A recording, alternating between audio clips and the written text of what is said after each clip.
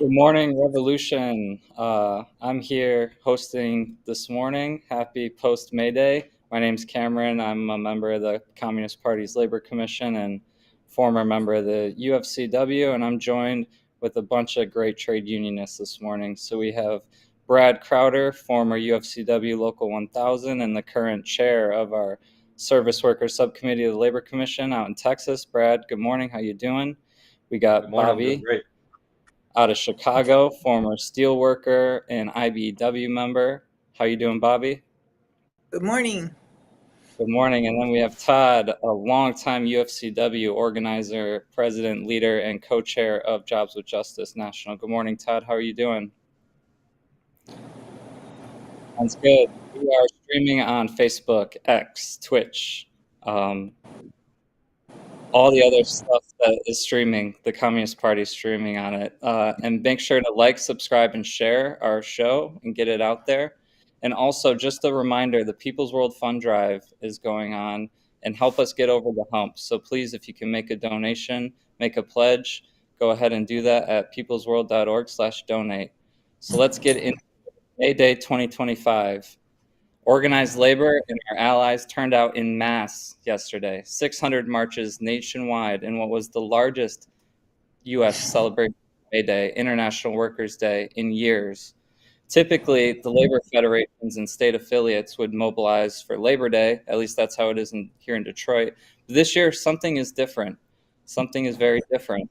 So I'd like to know what is different about this year's May Day, and if you could give us a recap of what went down in your cities, please let us know. Let's start with Bobby. What was it like in Chicago? Well, it was an amazing turnout and a really amazing crowd. We saw not only a variety of unions bringing out their members, but immigrant rights groups, other kind of community groups. Some buses came in from immigrant communities in the Chicago suburbs. An enormous amount of solidarity between all of the groups and what they were calling for. Great. Brad, you were mentioning on East Texas, you come from a small town called Longview, and you would have been pleased to see 5 people there. What was it like in Longview for May Day? Yeah, I mean, Longview's small for like metro areas. Out here, it's like kind of the hub. It's like 80,000 people, but it was the home of Louis Gohmert, who may be the historically dumbest congressman ever to be elected to Congress. So when I heard there was going to be a May Day rally out here with the 50-51 sort of group that had been forming, I was expecting maybe five, six people, and I was really going to be excited for that. And when I showed up, the attendance ended up being around 65 people. Um, and so it was a pretty surprising turnout out here. I don't know if they've ever even had a May Day action out here when I was talking to people. I've only lived out here for about 3 years. I'm from the western part of Texas where I grew up. Uh, and so just being out here and seeing so many people who showed up, I got a chance to talk to like a lot of young workers. There was a young worker I got a chance to talk to for a while who works at Lowe's, who had been working at Starbucks, who talked to me about the union campaign, had even started to reach out here. They were talking about it. So it was really exciting to see so many people and then to talk to like some young workers who were starting to, it was their first rally, their first protest. They had never been involved in anything before. So it was just really exciting, really inspiring to see that kind of stuff. That's definitely something different, I think, in the air.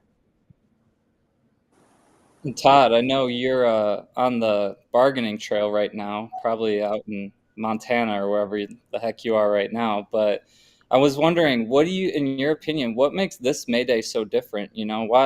Why are the trade unions, why is the AFL-CIO, why are all the organized labor coming out and celebrating May Day this year, as opposed to, typically, at least in my perspective, since 2006 in Detroit, it's really been like, the left wing groups and the immigrant rights groups, and labor didn't really participate a whole lot. But now it's like all boots to the ground. Why is that?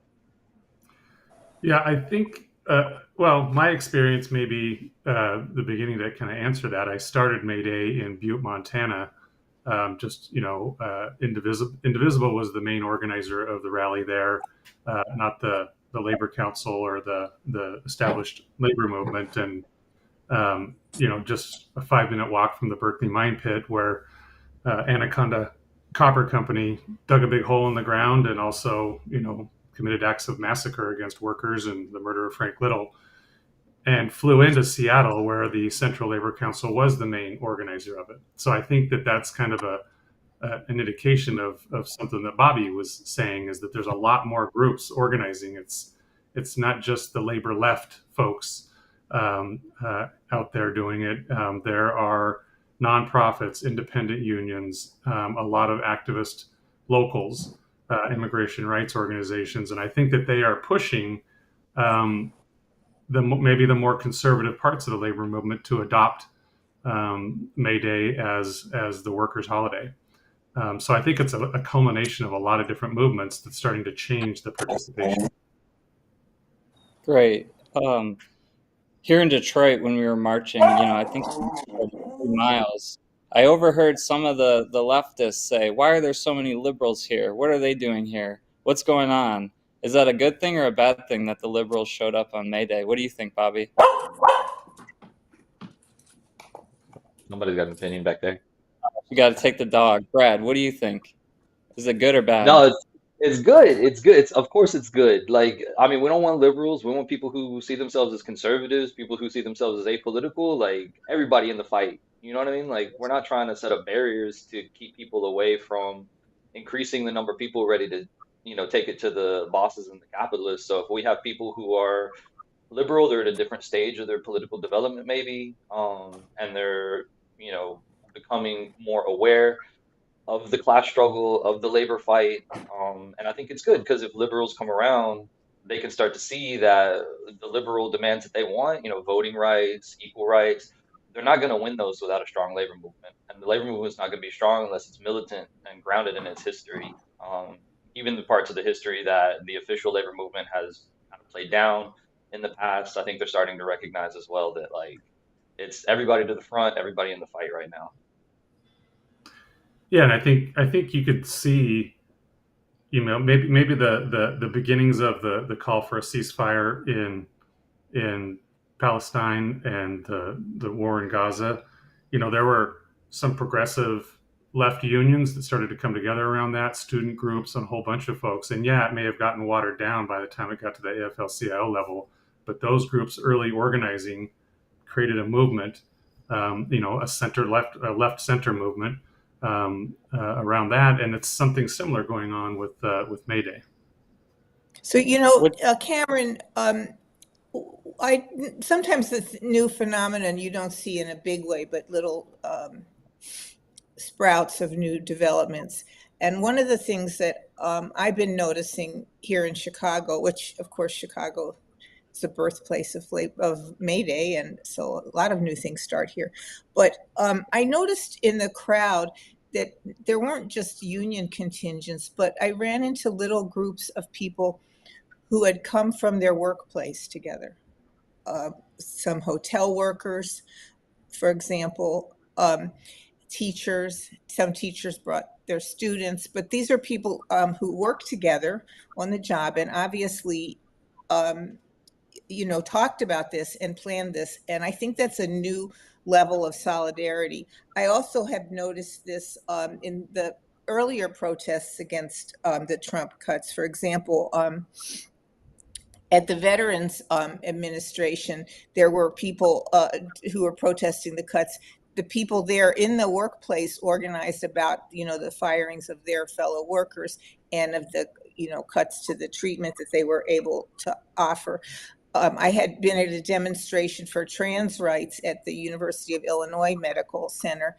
And there, the people, the social workers and the nurses who worked with trans patients had organized themselves at work to participate in that protest. This is a really important sign to me because it represents to me kind of a rebirth of, in a sense, the steward system, where people organize at work and do things together. And it relates not only to their conditions on the job and the products of their labor and how they're used, but also leads to community involvement. This is all very good developments for our working class and for the people's movements. But on the other hand, we have the Trump administration and the capitalist class applying like supercharged tactics. Reminds me of Ronald Reagan during PATCO. That's been said a lot during, amongst the labor circles. Bobby and Todd, you guys probably remember the PATCO strike breaking, but now the Trump administration is taking that on overdrive, eliminating and attempting to eliminate collective bargaining rights for federal workers, teachers, and unleashing an assault on unions in the public sector in general. Right now, the AFGE, the American Federation of Government Employees, and the National Treasury Employees Union is under direct assault. There's an atmosphere of fear and confusion with the racist and anti-immigrant attacks, most acutely in the campaign to free Brother Kilmar Abrego Garcia, a smart local 100 that's the sheet metal workers. He's an apprentice there, as well as the attacks on grad student workers and grad student unions and their protests against the Israeli genocide against Palestine. And coupled with that are these unleashing of tariffs, almost with no industrial planning, just complete anarchism. So given these attacks, is it fair to ask, will this be our last May Day? Or will the working class continue to respond, and will we gain ground against this fascist takeover? What do you think, Brad? I mean, May Day will never die. There will be no last May Day. May Day will live forever. They may try to slow it down with these attacks, but I think the reason these attacks are launching up is because they recognize that there has been sort of a resurgence and a revival of like the fighting spirit amongst the working class, and that they see that as a primary threat. And so they are trying to target now the sort of the section of the working class that has the highest density. So the private sector has like declined to like less than 10%, um, while the public sector unionization is somewhere like above 30%. I think it's still quite high. And so, on one hand, that's a pillar of power amongst the class as a whole, but it's also a source of revenue for the political opponents of the ultra right. And so that's how they're seeing it, as breaking the organization of the working class and restricting the financial resources of the broader democratic movements that oppose this MAGA front. So I understand they're going to try to smash it, but May Day survived through it's spread across the world. It's survived fascism. It's survived many worse things before. May Day will live on, just like the workers' movement will live on. It's never going to end. Well said. You What, know, what do you think? Oh, sorry, Bobby, go ahead. yeah. So Cameron, after the May Day martyrs were executed in 1887, the Chicago Tribune triumphantly declared that that was the end of that movement, and they wouldn't have to be bothered with those people anymore.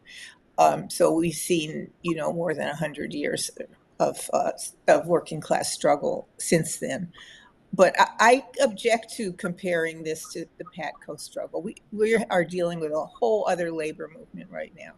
And I know numerically the number of workers who are paying dues and recognized as union members may be smaller, but I would argue that our labor movement today is bigger and broader because there's a new level of class consciousness among the American working class. If there's huge majority of American workers would like to be in a union.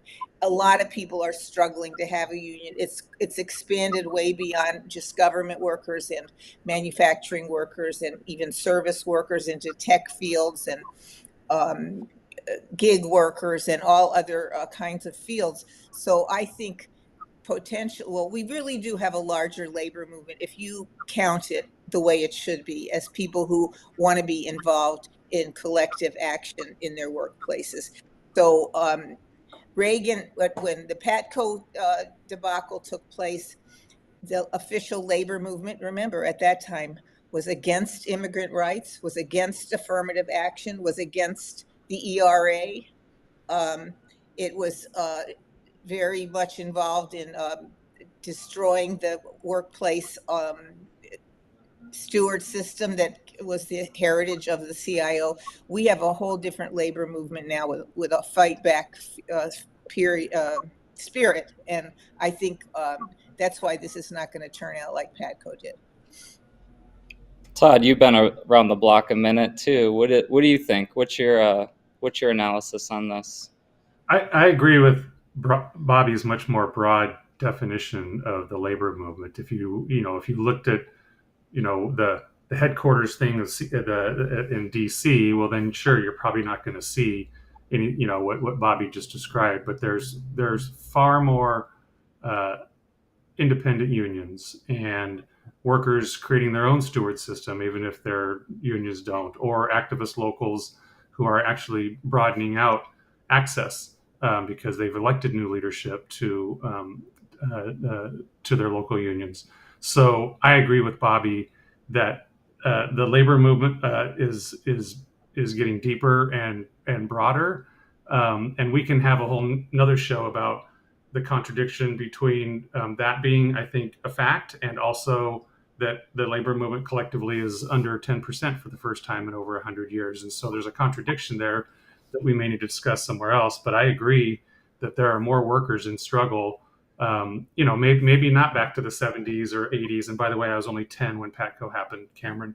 Um, but definitely there's more workers in struggle to form a union and to fight for good contracts and are willing to strike than 10, 15, 20 years ago. And so I think we have to recognize that different nature of what's going on amongst the working class.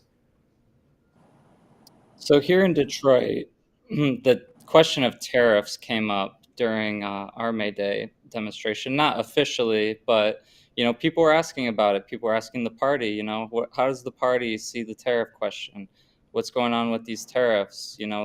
And these so-called Liberation Day tariffs have actually created a huge dip in the U.S. economy, the global capitalist economy, and it's contributing to bringing our economic crisis even further down the drain, and prices keep going up. So on the one hand, it is true, our working class is demanding and has been fighting for good union jobs in the manufacturing sector, especially here, Detroit, other parts of the Midwest in manufacturing, especially in the auto industry and steel industry, but not exclusively. But on the other hand, the media is saying that these tariffs are a bad thing. They're going to spark more tariffs, they're going to spark more layoffs. And there is some truth to that, right? Stellantis is laying off hundreds of workers, Mack Trucks laying off hundreds of workers. And, I think over 1,000 workers were laid off in Canada just across the Detroit River because of the tariffs. So I'm wondering, you guys in the labor movement, what is the correct view on these tariffs and this trade war? Like, what is the principled Marxist view on these tariffs? What do you think, Brad? Well, okay, so I know seems to be strangely complicated across the labor movement. Like we've seen Sean Fain, who I've had a chance to meet and seems really great, come out pretty strongly on the tariffs as something that's helpful for auto workers. And I think reality is just that these tariffs are not being done in any kind of a coherent way. Could tariffs be part of an industrial policy that helps drive some sort of investment in the future? If it's done correctly in developing nations, it can. In our situation right now, this is chaos that is being done in an unplanned and undirected way that seems to do nothing but damage the global economy, set workers against each other potentially, and not really resolve the problem that it's setting out to resolve, which is this manufactured issue of the trade deficit or the problem of manufacturing decline and workers having access to, what we call good jobs, which, to be clear, are not manufacturing jobs. Good jobs are union jobs, manufacturing or anywhere else. If you didn't have a union in manufacturing, it's not that good of a job. So just to be clear, which in my opinion, I think what I would be more interested in seeing in terms of resolving these issues around like the auto industry would to see like BYD workers, UAW workers, like Chinese and American workers sitting down at the table to negotiate bargaining contracts, international contracts, or working to create trade incentives for Chinese companies to invest here in America, as long as those jobs are union jobs for American workers. I just think there's a lot better ways to go about trying to solve this international economic situation than whatever chaos Trump is trying to dump on the whole world right now. Bobby, what's your take on the Well, I tariffs? agree. Yeah, I agree with Brad. I think the capitalists are always setting workers against workers, whether it's two companies in the same state that are trying to, compete get workers to accept lower wages, or 2 regions of the country, or now we're talking about the world.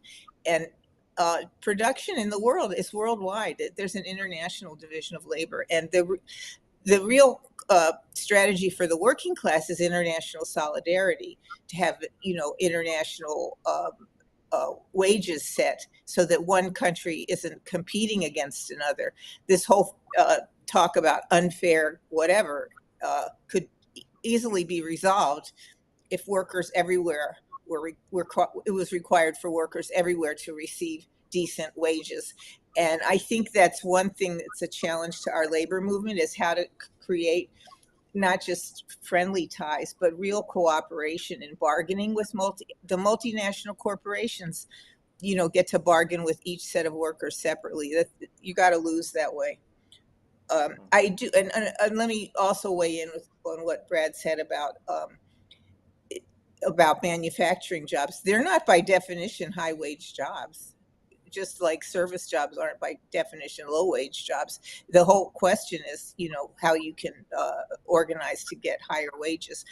I think that this return to the manufacturing economy is a little bit of a diversion for workers, because a lot of the manufacturing that will be brought back will be employing robots, not humans. That doesn't mean, though, that we can't fight for really good paying jobs in the other sectors. The U.S. provides service in a broad category, including like financial service and tech service industries, and we need to fight for good. These services are also exported more than they're imported, so that's part of the trade deficit that isn't discussed. I think we need to fight for high wages in those fields too. Good point, Bobby. Todd, come to my attention, there's about to be over 100,000 grocery workers in bargaining this year. And in your travels through bargaining with the UFCW, has the tariff question came up in bargaining, or just talking to workers on the shop floor? How are the grocery workers kind of seeing this whole tariff thing play out, and what's your take on it? Yeah, I think it's just mostly confusing, and I think it's for a lot of the same reasons that Bobby and Brad talked about. Is the current frame of it is country versus country and working class versus working class, and I think we need to sort of reject that framework and also recognize that it's not just grocery stores, but it's packing house workers. Is at a time when folks are trying to figure out this tariff thing and debate that, they're slashing NIOSH standards for mine workers. They're slashing regulations that slow down line speeds for packing house workers. They're doing a whole number of other things that don't protect workers, while they're trying to talk about tariffs as a way to protect workers, which really don't. So I think a lot of it is just confusion, and I think this is where the party's skill around answering and affirming and redirecting back to a point of unity about where the fight really needs to be. And if we really want to protect workers, let's try and save all those standards that keep people safe on the job, and help them organize. So somebody could surely, an economist could surely maybe help come on and educate folks about tariffs. But I really think they've got us trapped in the wrong framework, and we need to figure out how to get out of that and talk about what really protects the working class. Well said. Well said. So to me, it sounds like the Trump administration has some kind of fascist demagoguery that they're trying to employ to confuse and divide us. And that brings me to the question, what is the role of organized labor in this fight back against fascism, whether it's fascist demagoguery, but also just the ascension of fascism? Surely something must be done. And May Day this year was a good showing of our potential strength and unity as a working class and the People's Front. And in fact, the WFTU, the World Federation of Trade Unions, was founded on the principle of fighting fascism in 1945 after the defeat of fascism around the world, the Mussolinis, the Francos, and the Hitlers of the world. And, all of our panelists here, we've spent our whole lives in the trade union movement, or almost all of our whole lives in the labor movement, and probably half or more of that in the party. So we're eager to find out, from your guys' perspective, what exactly is the role of organized labor in this fight back against fascism, against Trumpism, and the billionaires' attacks on our daily lives. What do you think, Bobby? Well, you know what? I think that we have to be very, not only general, but very specific in fighting fascism. And I'm very heartened by the support that's come out for our union brother, Kilmar Obrego Garcia, who was kidnapped, snatched off the street and deported, disappeared, you could say. But not only his own union, his local, his international, but also unions across the country. I saw many signs in his support. The People's World has a great article this week talking about the union support for him. So we have to, and beyond that, other union members, members of the Graduate Students Association, a farm worker member on the West Coast, have also been attacked or arrested under this. We know that when you start with immigrants, labor people are not far behind. So I think that the defense has to be very specific and very mobilized. Well said. Yeah, as you can see on the little doohickey here, that is in Detroit, and that was the main demand of our Detroit May Day rally, was to bring Brother Kilmar Abrego Garcia home. And it was really significant that the building trades, the sheet metal workers, but also the Building Trades Council here in Detroit led our May Day march with that demand. So that was very significant. But back to you, Brad. What do you think? What is the role of organized labor in the fight against fascism? I mean, I think the labor movement today, broadly understood, like not just the organized section, but the whole working class, has to be the central pillar in this fight against like the rising MAGA fascism in defense of democracy. A lot of people have shed a lot of blood, made a lot of sacrifices for even the limited rights and powers that we have as working class people, and we have to defend those like absolutely to the hilt. And so I think that's the role right now, is to build that fighting force, to drive the development of a new generation of leaders capable of stepping up to the plate, these historical tasks that we face right now, and uniting as many people together behind a program of a defense of democracy and the advance of working class and democratic power overall. I think right now, learning to fight where you stand, if you're a young worker, especially reaching out, getting training. I really want to plug our pamphlet, Labor's Fight Back, that was just published. I think people should really check that out. I'm really proud that the Labor Commission put that out.